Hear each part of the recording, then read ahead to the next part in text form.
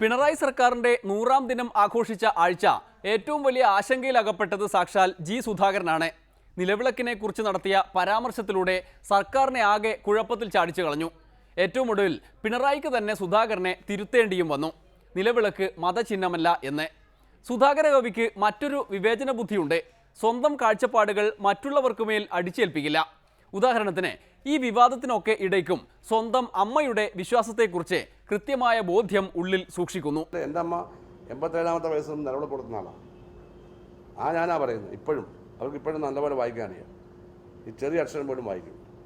ഞാൻ കായംകുളത്ത് ആദ്യമല്ല മത്സരിച്ച് ജയിച്ചപ്പോൾ മത്സരിക്കുന്ന സമയത്ത് അമ്മ ഓച്ചറ പോയി. എൻ്റെ വീട് തന്നെ കുറച്ച് കിഴക്ക് വശത്താണ്. അവരെ ഒരു എന്താ കിണ്ടിക്കകത്ത് വെള്ളമൊക്കെ എൻ്റെ തലയിലെല്ലാം തളിച്ചു. ആ കായംകുളം പാർട്ടി വിഷയം ഞാനത് സ്വീകരിച്ചല്ലോ. അമ്മയുടെ വിചാരം അമ്മ വെള്ളം തളിച്ചോണ്ട് ജയിച്ചിട്ടാണ്. അല്ല, അവരുടെ വിചാരം അങ്ങനെ ആയിക്കോട്ടെ, നമ്മൾ തിരുത്തിയിട്ടില്ല. എൻ്റെ ഭാര്യ ട്യൂബ്ലൈറ്റാണ് വൈകുന്നേരം കത്തിക്കുന്നത്. അങ്ങനെ നമ്മുടെ വീട്ടിൽ പല തിരക്കായിട്ടാണ്. നമ്മളൊന്നും ഇടപെടുന്നില്ല. നമ്മൾ ഗവൺമെൻറ്റിന് ഭരണകൂടത്തിന് ഇതൊന്നുമില്ല എന്ന കാര്യമാണ് പറഞ്ഞത്. ഇല്ല, ഭരണകൂടത്തിൽ ഇതൊന്നുമില്ല. അതുകൊണ്ട് ഇല്ല എന്ന് പറഞ്ഞുകൊണ്ട് നാളെ അത് കൊടുത്തിട്ടില്ലെന്നാണ്. ഞാൻ അന്ന് രണ്ടിടത്ത് കൊടുത്തിട്ടാണ് പ്രസംഗിച്ചത്. സത്യം, 2 ചടങ്ങ് ഞാൻ കൊടുത്തിട്ടാണ് പ്രസംഗിച്ചത്. നിങ്ങളിത് തമ്മിൽ ബന്ധിപ്പിച്ച് ജി സുധാകരൻ വിവാദം ഉണ്ടാക്കുന്ന ആളാണെന്ന് ഒരു പ്രത്യേകത ചിന്തിക്കുന്നവർ പറയുന്നത് ശരിയാണ്. നിങ്ങൾ കേൾക്കാൻ തന്നെയാണ് ഞാൻ പറയുന്നത്. ഏത് നിങ്ങളെ ബാധിക്കാൻ തന്നെയാണ് പറയുന്നത്. നിങ്ങൾ പറഞ്ഞാൽ ചിന്താഗതിക്കാർ. അപ്പോൾ അമ്മാതിരി ചിന്തയാണോ പിണറായി വിജയനും ഉള്ളത്? പിണറായി സുധാകരന്റെ നിലപാട് തള്ളിക്കളഞ്ഞതും അതിനോട് ചേർത്ത് വായിക്കണം. വിളക്ക് മതചിഹ്നമല്ല എന്നാണ് മുഖ്യമന്ത്രിയുടെ നിലപാട്. നിലവിളക്കൊന്നും നമ്മുടെ സംസ്ഥാനത്ത് ഒരു ചർച്ച ചെയ്യപ്പെടേണ്ട വിഷയമല്ല. സാധാരണ നിലക്ക് നമ്മൾ പല ചടങ്ങുകൾക്കും ഈ നിലവിളക്ക് കൊളുത്താറുണ്ട്. അതിനൊന്നും എത്ര ഗൗരവമായിട്ടുള്ള വിഷയങ്ങളില്ല. ഒരു പ്രശ്നമാണ് അതിൻ്റെ അകത്ത് കാണേണ്ടത്. ഒരു സർക്കാർ ചടങ്ങ് ഏതെങ്കിലും തരത്തിലുള്ള ഒരു മതചിഹ്നത്തിൻ്റെ ഭാഗമാകാൻ പാടില്ല. അതെപ്പോഴും നമ്മൾ ശ്രദ്ധിക്കേണ്ടതാണ്. പക്ഷേ നിലവിളക്കിനെയും നിലവിളക്ക് കൊളുത്തലിനെയും ഒന്നും ആ തരത്തിൽ മാത്രം പരിഗണിക്കാൻ കഴിയുന്നതുമല്ല. മുഖ്യമന്ത്രി എന്താണ് ഇങ്ങനെയെല്ലാം പറയുന്നത്? BJPയുടെ നാവായ ജന്മഭൂമി പോലും സുധാകരനെ കുറ്റപ്പെടുത്തിയിട്ടില്ല. ജന്മഭൂമിയുടെ ഒറ്റ അക്ഷരമില്ല എനിക്കെതിരായിട്ട്. ഞാൻ നോക്കി. വരന്മാര് ആവശ്യമുണ്ട്. ആശ്വാസം കണ്ടാൽ മാത്രം പ്രതിഫലം. ഇത് വേറെ മനസ്സിലല്ലേ? ഇപ്പൊ തെറ്റി വായിച്ചേ. ഇത്തവണ മഴ നേരത്തെ എത്തും. പാലക്കാട് താൻ എന്താ കാണിക്കുന്നത്? എന്റെ മാതൃഭൂമിയുടെ നന്ദി പോലോ. എന്തേ ആ പേപ്പറേ? സോറി സാബ്ജി. സി മിസ്റ്റർ രാജേഷ് ഖന്ന, ഇപ്പുറത്തൊരാൾ നിൽക്കുമ്പോൾ അപ്പുറത്തുനിന്ന് വെള്ളം ഒഴിക്കാമോ? ആ ശരി. കൃത്യമായിട്ട് ഞാൻ വായിക്കുന്നുണ്ടോ? ഓർത്തോട്ടോ. BJPക്കാരത് വായിക്കത്തില്ല. കോൺഗ്രസ്സുകാർ വീക്ഷണം വായിക്കുന്നത്. ഞാൻ വായിക്കത്തില്ല. സത്യം പറയുന്നത്. അവർ ദേശാഭിമാനി ആദ്യം എടുത്ത് വായിക്കുന്നത്. ഞാനിതെല്ലാം വായിക്കും. എനിക്കത് അഭിപ്രായ വ്യത്യാസമില്ല. എന്റെ ഭാഗത്ത് തെറ്റുണ്ട്. മോട്ടോർ വെഹിക്കിൾ ആക്ട് പ്രകാരം കാർ വരുമ്പോൾ ഒരിക്കലും ലെഫ്റ്റ് സൈഡിൽ ഇരിക്കാൻ പാടില്ല. മാറിയിരുന്നേക്കാം.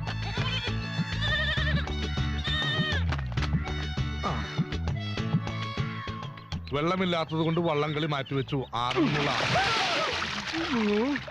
ഇയാളെന്ത് പണിയാണ് കാണിക്കുന്നത്? തന്നെ കൂടെ തോറ്റല്ലോ. I also failed of you. രണ്ടാമത് സോറി സാർ. എന്നൊക്കെ സോപ്പ് കൊടുത്തേക്കണോ? മുഖ്യമന്ത്രിക്ക് ജന്മഭൂമി വായിക്കാൻ എവിടെ നേരം? അദ്ദേഹം സർക്കാരിന്റെ 100ാം ദിനത്തിൽ നേരെ ദില്ലിയിൽ പോയാണ് വാർത്താ സമ്മേളനം തന്നെ വിളിച്ചു ചേർത്തത്. അതും മോദിക്ക് പഠിക്കുന്നു എന്ന് ശത്രുക്കൾ കുറ്റം പറയുമ്പോൾ. എന്തായാലും ആകാശവാണിയിലൂടെ 100ാം ദിനത്തിൽ സന്ദേശം നൽകിയത് മോഡിയെ അനുകരിച്ചാണ് എന്ന് മാത്രം പറയരുത്. ഇതിന് നിങ്ങൾ പോകേണ്ടത് ഈ 1996ലേക്കാണ്. 1996 ഞാനൊരു 2 വർഷം മന്ത്രിയായിട്ടിരുന്നിരുന്നു. എങ്ങനെയായിരുന്നു ഞാൻ അന്ന് മന്ത്രിയായി പ്രവർത്തിച്ചത്? എങ്ങനെയായിരുന്നു എൻ്റെ മന്ത്രി ഓഫീസ് പ്രവർത്തിച്ചിരുന്നത്? എങ്ങനെയായിരുന്നു എൻ്റെ കൂടെയുള്ള ആൾക്കാർ പ്രവർത്തിച്ചിരുന്നത്? അത്രയും കാര്യങ്ങൾ മനസ്സിലാക്കിയിട്ട് അതിൽ എന്തെങ്കിലും വ്യത്യാസം ഇപ്പം ഞാൻ വരുത്തിയിട്ടുണ്ടോ എന്ന് കാണുകയാണ് വേണ്ടത്.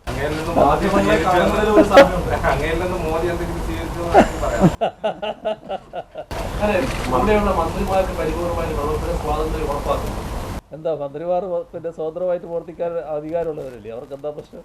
മുഖ്യമന്ത്രി നിലവിളക്കിനും ആകാശവാണിക്കും പിന്നാലെ പോയി മോദിക്ക് പഠിച്ചാൽ നാട്ടിലെ കാര്യങ്ങൾ കുളമാകും. ഓണത്തിന്റെ കാര്യം തന്നെ എടുക്കൂ. അവിടെയും പൂക്കളമിട്ട് സമയം കളയാതെ ജോലി ചെയ്യണം എന്ന് പറഞ്ഞ് വിവാദമുണ്ടാക്കി കളഞ്ഞില്ലേ? ഓണത്തിന് ധാരാളം ഒഴിവ് ദിവസമുണ്ട്. ആ ഒഴിവ് ദിവസങ്ങൾ ഷോപ്പിങ്ങിന് ഉപയോഗിക്കാം. നല്ല നല്ല കലണ്ടർ നോക്കിയാൽ കാണാമല്ലോ ഓണത്തിൻ്റെ ദിവസങ്ങൾ എത്രയാണ് വരുന്നത്. അപ്പോൾ ഷോപ്പിങ്ങിന് ഒരു പ്രയാസമില്ല. അപ്പോൾ നമ്മുടെ നാട്ടിലൊരു ശീലം കുറച്ച് നാളായിട്ട് വരുന്നുണ്ട്. ഈ ഓഫീസുകൾ ഈ ഓണമൊക്കെ എടുക്കുമ്പോൾ ഈ കച്ചവടക്കാർ വിൽപ്പനയ്ക്ക് വേണ്ടി സാധനവും കൊണ്ട് അങ്ങ് ചെല്ലുക. അപ്പോൾ ഷോപ്പ് തന്നെ ഓഫീസിലേക്ക് ചെല്ലുക. അത് വേണ്ട. ഇതിപ്പോൾ പിന്നെ ഷോപ്പിംഗ് അവസരമാക്കണ്ട. നിങ്ങൾക്ക് നല്ല സമയമുണ്ട്, പുറത്തുനിന്ന് നടത്തണം. അതേപോലെ തന്നെ പ്രധാനമാണ് പൂക്കളം നമ്മൾ ഇടുന്നത് നല്ലതാണ്. ഓണത്തിന് എല്ലാവരും പൂക്കളം ഇടാറുണ്ട്. പക്ഷെ ഓഫീസ് സമയത്ത് എല്ലാവരും കൂടി വട്ടമിട്ട് പൂക്കളം ഇടാൻ നിൽക്കരുത്. ഓഫീസ് സമയം ഒഴിവാക്കിയിടാം, അതിടാമല്ലോ സാധാരണഗതിയിൽ. പൂക്കളോട് താല്പര്യമുള്ളവർ ഇപ്പോൾ 10 മണിക്ക് ഓഫീസ് തുടങ്ങുന്നവർ 9 മണിക്ക് വന്ന് 1 മണിക്കൂർ കൊണ്ട് പൂക്കളം ഇടുന്നതിന് എന്താ പ്രശ്നം? അതിടാമല്ലോ. ഞാനത് സതുദ്ദേശത്തോടെയാണ് പറഞ്ഞത്. സാധാരണ നിലക്ക് നിങ്ങളെപ്പോലുള്ളവർ അതിനെ നല്ലതുപോലെ അനുകൂലിക്കുകയാണ് വേണ്ടത്. പക്ഷേ നിങ്ങളതിനെ കുറച്ച് വക്രീകരിക്കുന്നതുണ്ട്. 100 ദിനം കഴിയുമ്പോൾ തന്നെ ഇത്രയും വിവാദം. എന്നാൽ 5 കൊല്ലമാകുമ്പോഴേക്കും എന്താകും അവസ്ഥ? അപ്പോഴെല്ലാം പാവപ്പെട്ട ജനത്തിൻ്റെ സ്ഥിതി എന്താണ് എന്ന് ഓർമ്മയിൽ വയ്ക്കണം. സാധാരണക്കാർക്ക് ആവശ്യത്തിന് കക്കൂസ് പോലും ഇല്ലാത്ത നാടാണ് കേരളം. ആര് മനസ്സിലാക്കിയില്ലെങ്കിലും കോടിയേരിക്ക് അതേക്കുറിച്ച് നല്ല ബോധ്യമുണ്ട്.